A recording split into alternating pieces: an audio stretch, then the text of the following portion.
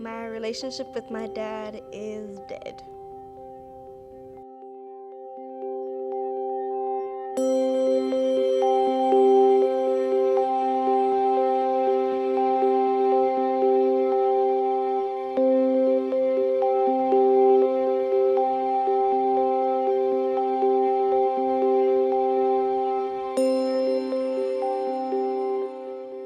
My name is Simone Wells, and I'm a senior social science education major at Oakwood University. Born and raised in Kansas City, Missouri. I'm the youngest of 4 children, and yeah. So he was born in Chicago, Illinois. He's the middle child of 5.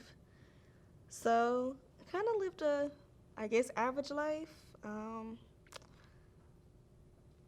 Went to Adventist schools to begin with, then public school.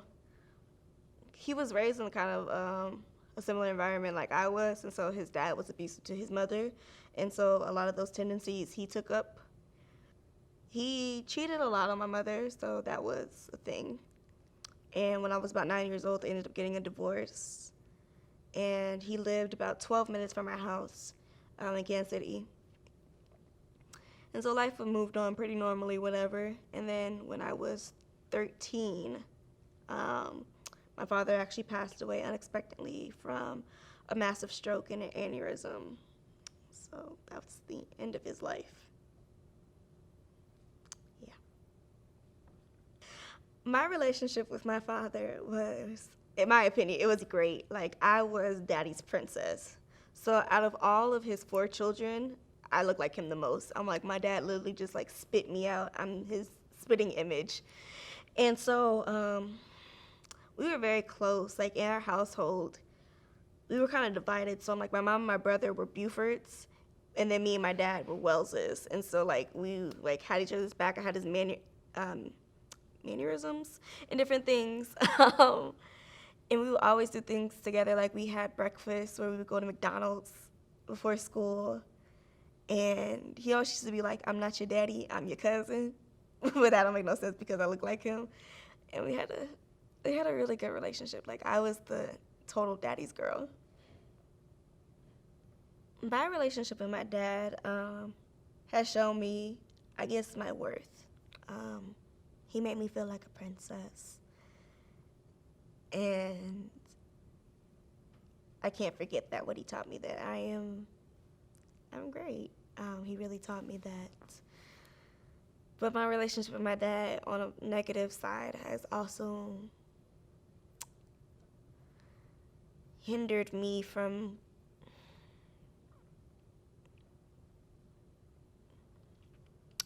having good relationships with people in terms of like how I communicate and my aggressiveness. And even though I love people, I'm like, the way that I show love that I'm realizing now is very like pushy in a sense. Like if I like you or even if we're friends and everything, like I'll hit you. And they'll be like, you can't do that, Simone, but I learned that from my father. Or like, I won't ever say, I give backhanded comments like he does. Like, I won't ever say you look nice or anything. I'll be like, oh, you think you look cute or whatever. Or who you think you are? Like, you not cute. When I'm actually like trying to give them a compliment or something. That's how we communicated. So the way I communicated with my dad is like, it translates to all of my life, and I have to really kind of like make sure that people know, like, if I'm joking with you like that, like I actually do like you. I like we're friends and everything. I'm not being rude about it. That's just how me and my dad communicated. In the past, typically I have dated men who are emotionally unavailable, like my father. They're very hardworking, go-getters, educated and all of that, but like on an emotional level, it's kind of like a block. And I see that kind of like as how my father was. Like we didn't really talk about emotions or do any of those different type of things. It was just kind of like a go-getter. Like if I provide, that's me showing I love you versus me saying it or communicating it. And in some relationships, I found that I even go towards the same traits that my father had in terms of abuse. Granted, I've never let my relationships with other men get to the point where they have physically abused me, but I've been in some relationships where like it was starting to be um, emotionally abusive and mentally abusive, where they would just say things or do different things to make me feel less than or undervalued. And I see that as a trait that my father, I don't want to say showed me, but that's what I grew up with. And I have to be very careful when I'm looking at men and with relationships, because since I was raised in an abusive household, my chances of marrying someone who is abusive is very high. So I have to be very careful with how I pick and choose my men. And so far, it scares me, but I've been kind of choosing the same type of man that my father was, and just based off of how my parents' lives went, if I keep going down the same road and picking the same type of men who have the type of tendencies that my father had, I could very well end up in an abusive relationship later on. I know for sure, like, I have to break the generational curse in my family of being an abusive parent. And I have to make sure that with my kids, I make sure that they know that I love them. And I can't tell them in such a backward manner. I need to actually sit them down and be like, I love you. I care for you. I take your needs seriously. Like, your pain, your crying, your emotions are valuable. And when I have kids, I have to make sure that I clearly outline that to them instead of in such a backward manner. So growing up, I saw my father physically abuse my mother, and heard about them cheating a lot. And I was really young when a lot of this was happening, so I didn't understand a lot of it. I just remember being confused and just wanting my life to be normal. I don't even think normal is a thing, but just wanting it to go back to what I knew. And so after my parents finally got their divorce, which was necessary, I think I was more happy than sad, because I don't think they ever should have been together. So, like, even though my parents were divorced, I feel like I spent more time with my father, because he was always picking me up from school, and we would go have our daddy-daughter dates and everything. But as I got older, and especially after he died and everything, I kind of started to see like how serious of his abuse and his cheating was, and how it affected our family, and the fact that like he left our family. There was times when they were still married, but he wasn't living in the house and he didn't pay the bills, so we just woke up and there was no water, there was no air, no nothing, and my mom had to scramble to get everything ready, and he was just living his best life with his girlfriend and everything. And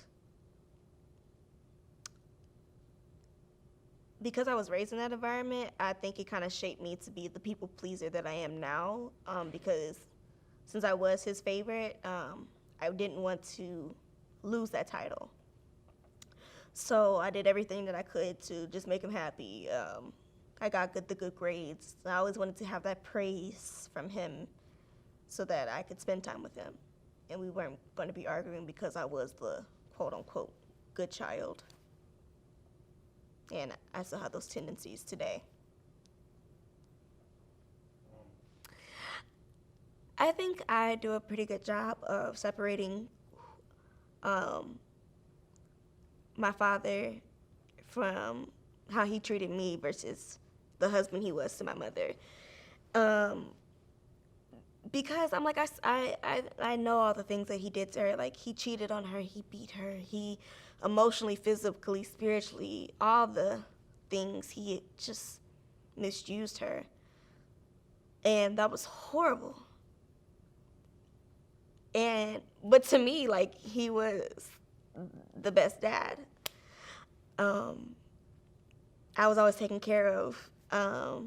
If I needed to call him, like, I could just call him up. Even if he was at work, he'd be like, I'm at work, baby, I'll call you later. If I wanted to go by and see him, or if I hadn't seen him for a couple days, I just call him, and we talk, and we just sit in the basement of his new house, and we just lay there and watch movies. We go to get breakfast at least once a week and different things. I'm like, he was a good dad to me. But after he died, having to listen to my mom talk about him, I know there was always a very soft spot in our relationship because she's not able to separate the husband from the father like I am, because we both have our different perspectives.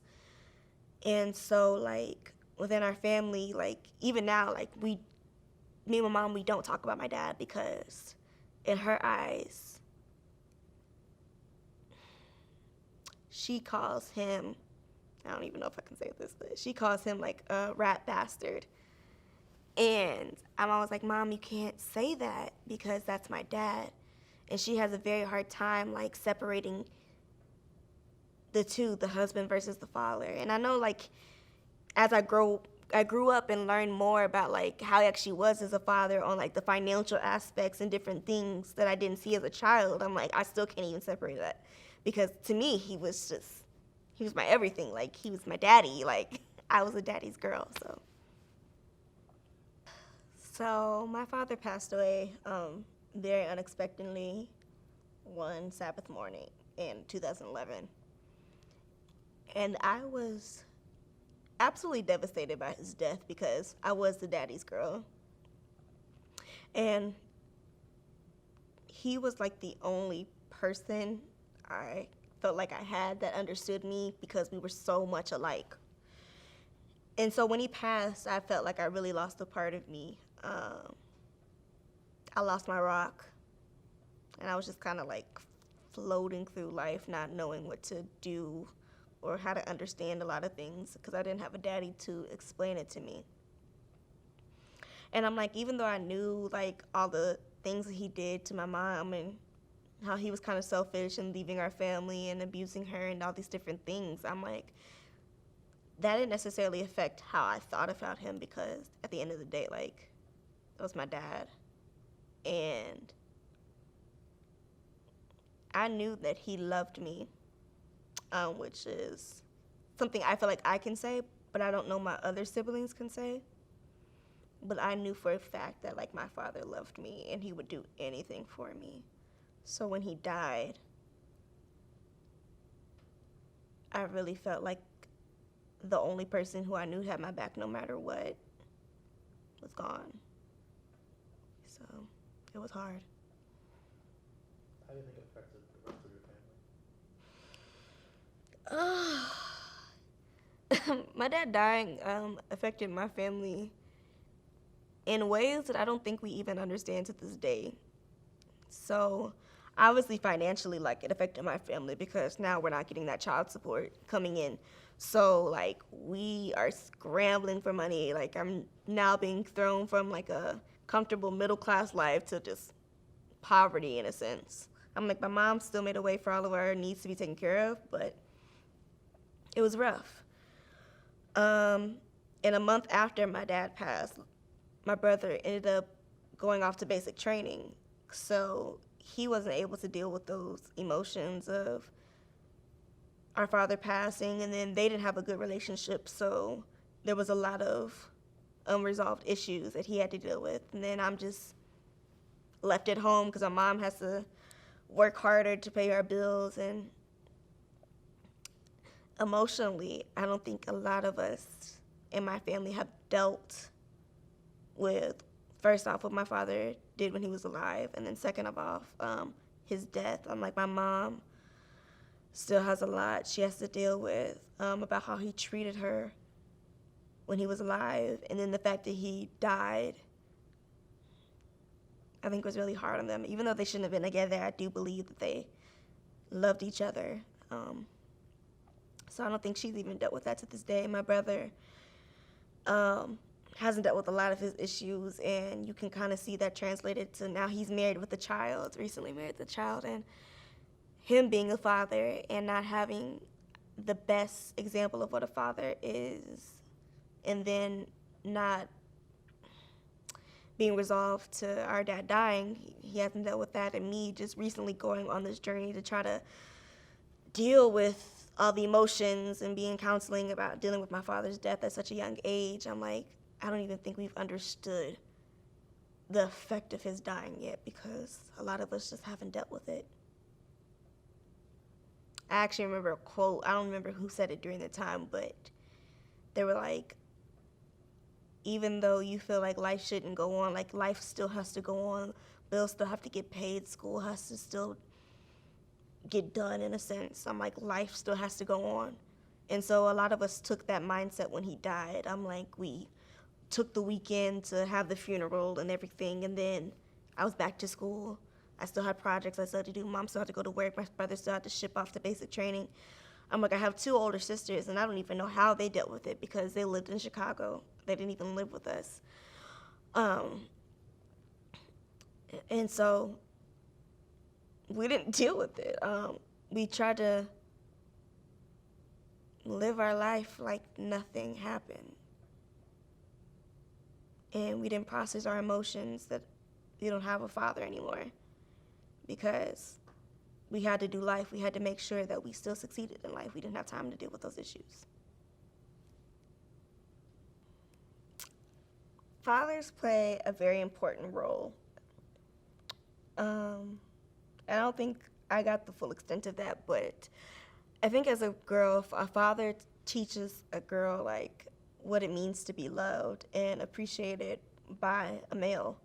They are the first example of male love and affection and interaction that a lot of females have. And when they don't have that, I think, at least for my case, our relationships with men is affected by that. So I was able to have a relationship with my dad to begin with, but when he died and everything, how I interact with men definitely changed, and how I interact now is probably isn't the same as how it would have been if I had a father. Like right before he died, he was just starting to try to talk about the birds and the bees with me. But because he died so suddenly and I wasn't able to have that conversation with him, like a lot of the decisions I made in my life, I probably wouldn't have made if I had a father to sit me down and tell me about how boys were and how loved I was and all these different things. But yeah, fathers really shape young girls, and without them, a lot of them can go astray. How do you think your life would be different if your father was still alive? Oh, my life would be so different if my dad was alive. Um, I would not be here at Oakwood. I know that for sure. I probably would not be as spiritual as I am now. I don't know, like, I wouldn't want to say that my life would be better. I'm like, I probably would not have made some of the same mistakes that I have, but I wouldn't have the relationship with God that I have now if my father was still alive. My father was my rock. He was my God. And through his death, I was able to grow closer with my Heavenly Father and, grow closer with my relationship with God and ministry and all those different things. But if my father was still alive, I don't think I would be involved in any of that. I would have still depended on him more than I depended on God, and definitely not been involved in Adventism and at a public university, partying, doing whatever I wanted to do, living almost of a more selfish life than I am now. Since my father died and wasn't there, for a very long time, it was hard for me to realize that, like, God is here and that he never leaves and that he's never going anywhere.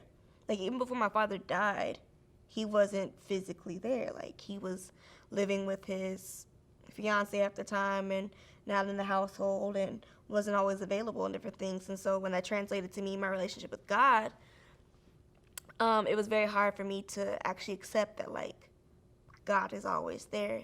He's never going anywhere. There's nothing that I can do that's going to make his love for me grow any dimmer or change. And it was a struggle when I was growing with my relationship with God to actually accept that, because my father wasn't the example of God to me.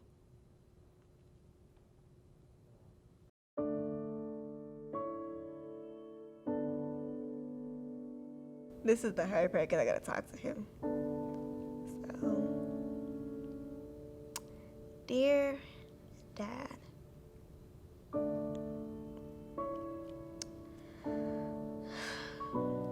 I love you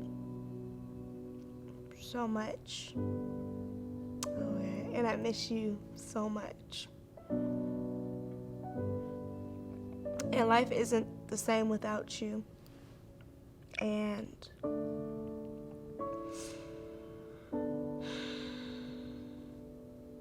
I have a lot of anger towards you, but I have so much love towards you, because I think you did the best that you could with the circumstances that you were handed. And I've made a lot of mistakes as I've grown up with you not being here. But I hope overall that you're proud of me. And I really can't wait to just be able to see you one day. Knowing that I'm going to be able to see you one day in heaven is a huge motivation in my relationship with God, because I miss you so incredibly much. And at the end of the day, I just want to make you proud. And when people look at me and they see your face, because I look just like you, I want them to be like, you are Isaac's child, and he did good. So I love you, and I'll see you soon.